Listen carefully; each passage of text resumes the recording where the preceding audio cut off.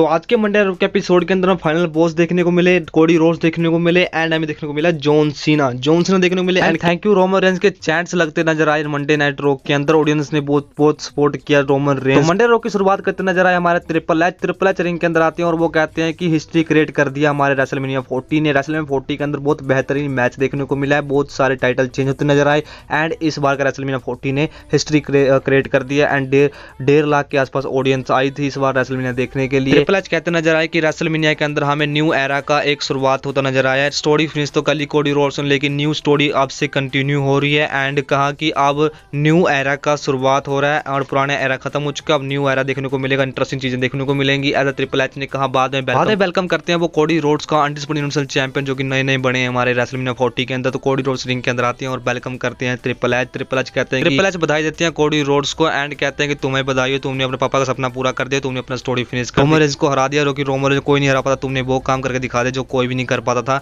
And बाद में triple H कहते हैं कि तुम्हारे लिए मेरे पास एक चीज है, तो एक वीडियो पैकेज चलाते हैं जो कि रेसलमेनिया से पहले कोडी रोड्स ने फाइट किया हुआ था डब्ल्यूडब्ल्यूई के अंदर एंड डब्ल्यूडब्ल्यूई के अंदर जो भी अचीवमेंट हासिल किया, कोडी रोड्स ने रॉयल रंबल जीता है, जो कुछ ही मैच जीते हैं, ब्रोक लेसनर के खिलाफ जीते हैं, वो सब एक वीडियो पैकेज के अंदर दिखा देते हैं कोडी रोड्स के बारे में एंड कोडी रोड्स देखकर बहुत ज्यादा खुश होते हैं एंड ऑडियंस भी ताली मारती है उस वीडियो पैकेज को देखने के बाद में देखने को मिलता है कि जो ट्रिपल एच है वो चले जाते हैं रिंग के अंदर, खड़े होते हैं हमारे कोडी रोड्स कहते हैं कि आप लोग ऑडियंस किस बारे में बात करना चाहोगे, मंडे की जनता को पूछते हैं आप किस बारे में बात करना चाहोगे। उसके बाद जो होता है ऑडियंस पहले तो रोमन रेंज के बारे में बातें करते कि मैं पहले 2 साल पहले मैं जब डब्ल्यूडब्ल्यूई के अंदर आया था, रिटर्न किया था, मैंने कहा था कि मैं चैंपियनशिप बेल्ट जीतूंगा, स्टोरी फिनिश करूंगा।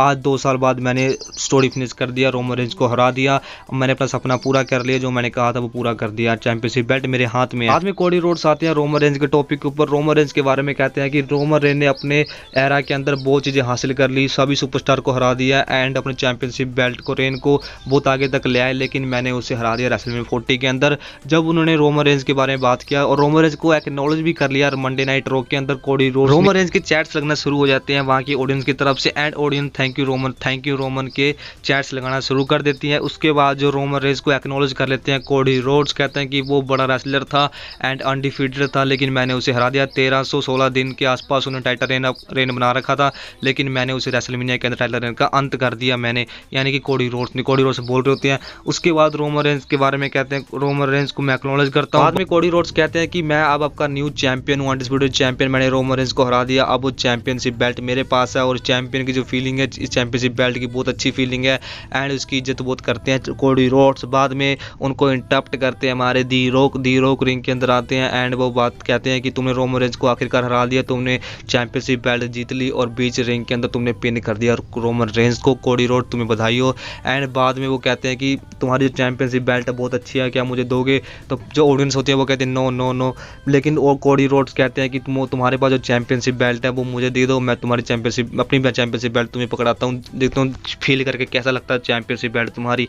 तो कोडी रोड्स के चैंपियनशिप बेल्ट यानी कि undisputed universal championship belt rock ने पकड़ा और बोला कि ये चैंपियनशिप बेल्ट की फीलिंग बहुत अच्छी है। बीच में तो कोडी रोड्स डर भी रहे थे चैंपियनशिप बेल्ट देने से, क्योंकि चैंपियनशिप बेल्ट देने से पहले कोडी रोड्स को लग रहा था कि दी रॉक अटैक ना कर दे, लेकिन रॉक ने पहले कहा था कोई आज पंगा करने नहीं आया, खून खराबा करने नहीं आया, तुम्हें पीटने नहीं आया हूँ, आज सिर्फ मैं प्यार से बात करने आया हूँ। उसके बाद जो होता है कि ये चैंपियनशिप बेल्ट जो मेरे पास है ये कोई नकली चैंपियनशिप बेल्ट नहीं, ओरिजिनल चैंपियनशिप बेल्ट है, ये मोहम्मद अली की वाइफ ने दिया था ये चैंपियनशिप बेल्ट दी रॉक का, दी रॉक कहते हैं। बाद में दी रॉक कहते हैं चैंपियनशिप बेल्ट जो तुम्हारे पास जो अनडिस्प्यूटेड यूनिवर्सल चैंपियनशिप बेल्ट उठाते हैं, जब कहते हैं चैंपियनशिप बेल्ट की फीलिंग बहुत अच्छी है एंड कोडी रोड्स कहता है ये चैंपियनशिप बेल्ट जो तुम्हारे पास रॉक है ये चैंपियनशिप बेल्ट भी बहुत अच्छी है। उसके बाद वैसे तो कोडी रोड्स के बारे में कुछ बोल रहे होते दी रॉक, लेकिन रॉक को बोलने का मौका नहीं मिलता माइक के ऊपर, वहाँ की ऑडियंस बू करना शुरू कर देती है। पहले तो रोमन रेंज के रोकी शख्स के चैट्स लगना शुरू कर देते हैं बीच में। दी रॉक को जब मौका नहीं मिलता बोलने का तो दी रॉक कहते हैं कि यहाँ की ऑडियंस जहाँ बेकार ऑडियंस है, जहाँ इस शहर के जितने भी बेकार लोग थे सभी इस अरीना में आकर बैठ गए हैं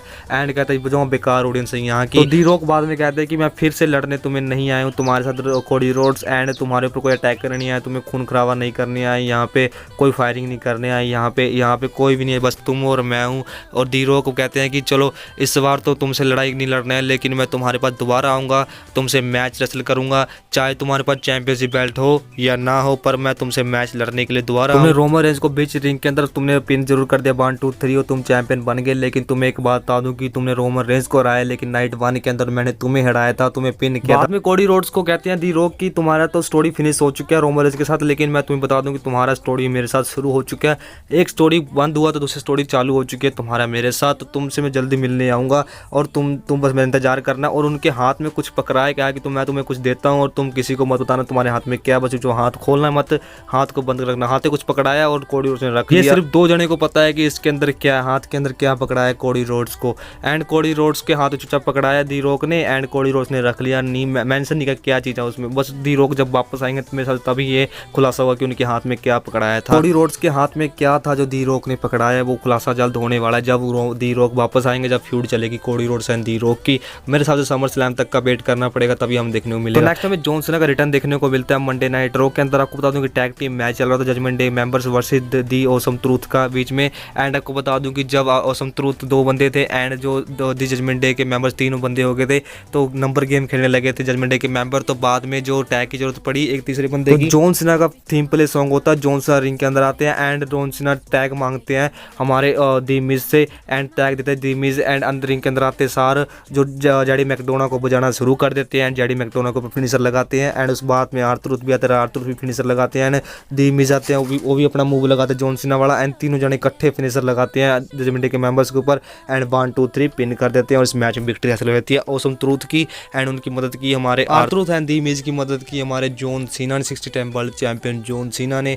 तो जॉन सीना ने आज के मंडे रॉ के अंदर रिटर्न कर लिया एंड उन्होंने मदद कर दी आर्थर की, जो कि आर्थर बहुत बड़े फैन है। यहाँ पे जॉन सीना रिटर्न देखने को मिला। आगे जाकर के हमें जेडी कारगिल रिटर्न देखने को मिलता है, जो 60 ग्रीन होती है उनके साथ एक मैच हासिल करने के लिए जो एक सुपरस्टार आता है, वो कि फीमेल सुपरस्टार वो होती है हमारी जेड कारगिल। जेड कारगिल का टीम प्ले सॉन्ग होता है, रिंग के अंदर आती है और जेड कारगिल ने 60 ग्रीन को पूरी तरह से डिस्ट्रॉय कर दिया और 1 2 3 पिन करके मैच में विक्ट्री हासिल जेड कारगिल ने। तो मंडे नाइट के मेन इवेंट के अंदर हमें देखने को मिलता है फैटल 4 में मैच जो होता है कि नंबर 1 कंटेंडर कौन बनेगा अपने वर्ल्ड हेवीवेट चैंपियनशिप के लिए। तो नंबर 1 कंटेंडर बनेगा Drew McIntyre, Jey Uso, Bronson Reed and Ricochet, ये चारों के बीच मैच हमें देखने को मिलता है मेन इवेंट के अंदर। तो मैच की इस फैटल 4 में मैच की बात करें, मैच काफी अच्छा खासा था। एंड आपको बता दूं कि ये मैच के अंदर हमें देखने को मिलता है जे ऊसो का सस्ता सुपेयर। एंड आपको बता दूं कि जो ड्रू मैकिंटायर होते हैं बहुत ज्यादा गुस्से में होते हैं। ड्रू मैकिंटायर कहते हैं मनी इन द बैंक की वजह से मैं 2 बार चैंपियनशिप मैच हार चुका हूं, मेरा 2 बार चैंपियनशिप बेल्ट मेरी जा चुकी है मनी इन द बैंक की वजह से मैं 2 बार चैंपियनशिप मैच हार चुका हूं। एंड वो कहते हैं कि 2 बार चैंपियनशिप बेल्ट मैं गवा चुका हूं। एंड वो कहते हैं डेमियन वेस्ट टू सस्ता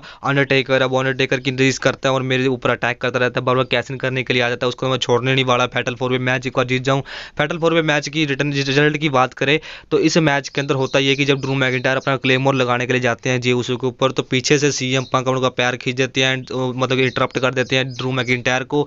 एंड मौका का फायदा उठाते हैं हमारे जे ऊसो जाकर स्पेयर पहले किक मारते हैं, फिर जाकर सस्ता स्पेयर मारते हैं, उसके बाद ऊसो स्प्लैश मारने के बाद 1 2 3 पिन कर देते हैं ड्रू मैकिंटायर को। इस मैच के अंदर विक्ट्री हासिल कर ली और नंबर 1 कंटेंडर बन चुके हैं जे ऊसो और वर्ल्ड हेवीवेट चैंपियनशिप के चैलेंज करेंगे हमारे डेमियन वेस्ट को, जो कि करंट टाइम में वर्ल्ड हेवीवेट चैंपियन। तो जे ऊसो की विक्ट्री पे, ड्रू मैकिंटायर की हार पे हमारे सीएम पंक एक बार फिर से खुश हो गए मंडे नाइट रॉ के अंदर। जिस तरह की वो रेसलमेनिया 40 के अंदर खुश हुए थे, वैसे तरीके से आज भी मंडे नाइट रॉ के अंदर खुश हो गए हमारे सीएम पंक तो ईट वाले गाने पे नाच। तो गाइस हमारी वीडियो यहीं तक की थी। अगर आपको अच्छी लगी लाइक जरूर करना। मिलते हैं हम नेक्स्ट वीडियो के अंदर।